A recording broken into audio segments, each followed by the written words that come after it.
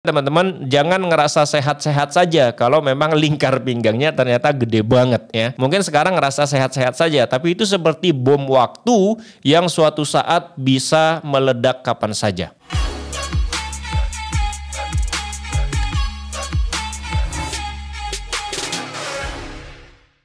Bismillahirrahmanirrahim. Assalamualaikum warahmatullahi wabarakatuh, teman-teman.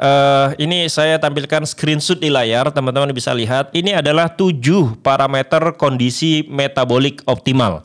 Ya, jadi ini adalah yang sudah diterbitkan oleh WHO. Ya, jadi ini bukan kaleng-kaleng gitu loh ya, bukan sekedar saya ngomong ini ngomong itu, tapi ini adalah jurnal dan ini sudah dalam tanda kutip itu sudah disepakati di WHO bahwa ada 7 parameter atau 7 indikator bahwa kondisi tubuh kita itu dalam keadaan metabolik optimal ya. Jadi atau bisa juga kita sebut inilah 7 parameter kesehatan ya yang harus kita ketahui. Jadi kalau misalkan selama ini kita sering mengklaim bahwa kita sehat, bahwa kita ini itu, maka coba kita perhatikan bahwa apakah kita ya mengalami atau menyimpang dari 7 parameter ini ya. Yang pertama, metabolik tubuh kita dianggap optimal atau dalam keadaan sehat itu ketika lingkar pinggang di bawah 102 cm untuk pria atau di bawah 88 cm untuk wanita. Nah, ya. Jadi teman-teman silahkan beli ya meteran ya. Kemudian ukur pinggangnya ya.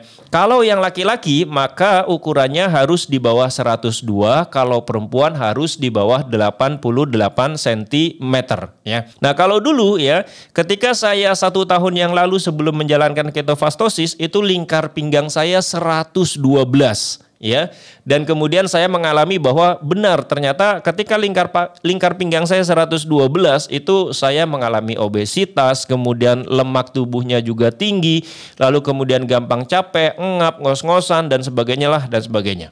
Nah, makanya kemudian teman-teman jangan ngerasa sehat-sehat saja kalau memang lingkar pinggangnya ternyata gede banget ya.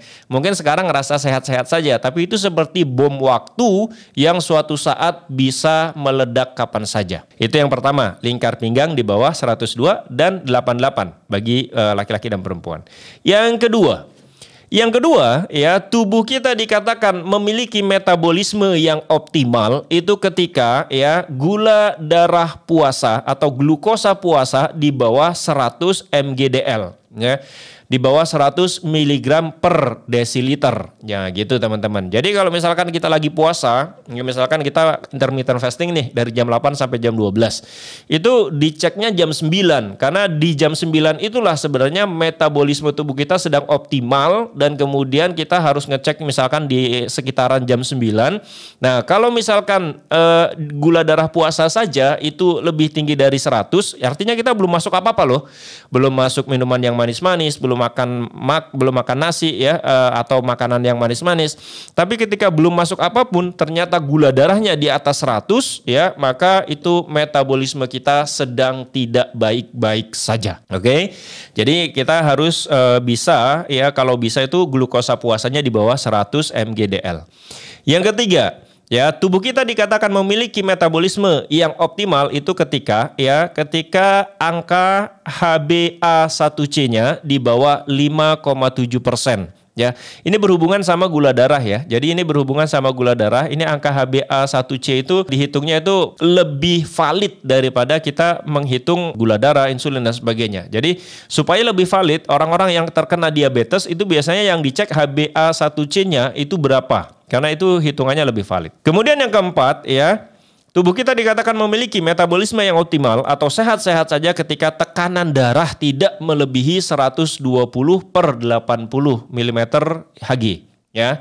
Nah ini teman-teman, jadi kalau misalkan terlalu tinggi berarti itu disebut, ada orang yang bilang katanya hipertensi. Hipertensi itu kan berarti tekanan darahnya terlalu tinggi. Dan kalau misalkan hipertensinya terus-terusan berjalan, nggak diobatin, nggak diperbaiki makannya, maka dikhawatirkan ada orang yang terkena stroke ya dan sebagainya lah. Kelumpuhan setengah gitu ya, setengah badannya lumpuh atau apapun. Yang kelima, Ya, tubuh kita dikatakan memiliki metabolisme yang optimal ketika trigliserida puasanya di bawah 150 mgdl ya. Nah, lihat. Yang kelima ini teman-teman ya, yang kelima sama yang keenam. Yang keenam HDL puasa di atas 40 mgdl untuk pria dan di atas 50 mgdl untuk wanita. Jadi trigliserida sama HDL ini berhubungan sama dengan lemak.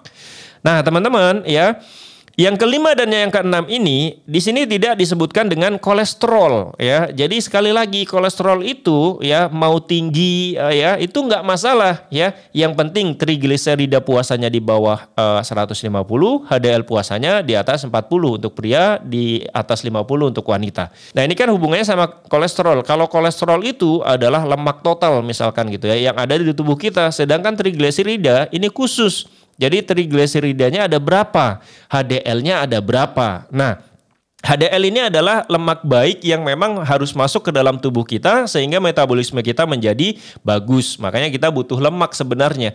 Dan makanya saya bilang jangan menghindari lemak ya. Enggak semua lemak itu jahat ya. Ada lemak-lemak yang bagus. Contohnya adalah HDL, high density lipoprotein kalau nggak salah. Kalau LDL itu adalah low density lipoprotein kalau tidak salah ya, koreksi aja kalau saya salah. Jadi yang kita bahas menurut WHO ya, yang membuat kita sehat itu indikatornya adalah trigliserida sama HDL. Ya, bukan kolesterol total karena kolesterol itu bermanfaat ya. Nah, jadi dua itu saja. Dan yang terakhir, yang ketujuh teman-teman, indikator kesehatan atau indikator dikatakan bahwa metabolisme tubuh kita optimal adalah ketika kita tidak sedang mengkonsumsi obat. Ya, tidak sedang mengkonsumsi obat. Nah, jadi ya itu tadi ya, kalau kita mengklaim bahwa kita sehat tapi kemudian kita rajin minum obat ya itu nggak sehat gitu ya. Termasuk misalkan kemarin ada yang nanya gini, Bang, kalau kita minum vitamin atau suplemen itu kita termasuk sehat atau nggak sehat ya? Kalau saya pribadi, ya kalau teman-teman memang sudah menjalankan ketofastosis, memang makanannya adalah kebanyakan yang hewani, sebenarnya suplemen dan vitamin itu nggak perlu lagi diminum. Ya, kenapa suplemen dan vitamin ini kemudian menjadi sangat kayaknya penting? Itu kan karena memang marketingnya luar biasa besar-besaran, sehingga kita kemudian tertanam di bawah sadar kita bahwa kita harus minum vitamin dan suplemen. Padahal kalau kita rajin makan daging, hati sapi, hati ayam, ya kan, atau daging-daging yang lain, itu kalau dicek itu vitaminnya juga tinggi gitu loh, vitaminnya tinggi, mineralnya tinggi gitu loh. Dan kalau kita cukup makan makanan yang hewani-hewani itu, maka insya Allah kita sebenarnya nggak perlu lagi minum vitamin dan suplemen. Ya seperti itu ya teman-teman. Jadi ini ada 7 indikator kesehatan yang harus kita pahami. Ya kalau kita bisa mencapai ke-7-7-nya itu wah luar biasa tuh. Pasti tubuh kita akan rasanya fresh, enak gitu ya, nggak gampang capek, tidur nyenyak, dan wah pokoknya luar biasa lah, mood juga bagus gitu ya. Tapi kalau kemudian ya ada misalkan 3 atau 4 yang tidak sesuai, nah mulai itu berarti sinyal-sinyalnya mulai mulai ada yang nggak beres ya. Khawatirnya kalau ini terus berlanjut, maka kemudian akan terjadi sesuatu hal yang tidak baik buat tubuh kita. Baik teman-teman, itu saja yang ingin saya sampaikan pada video kali ini. Semoga menjadi inspirasi buat saya pribadi dan buat kita semua ya. Semoga sekali lagi semuanya sehat walafiat. Mohon maaf kalau banyak kesalahan. Assalamualaikum warahmatullahi wabarakatuh. Bye bye.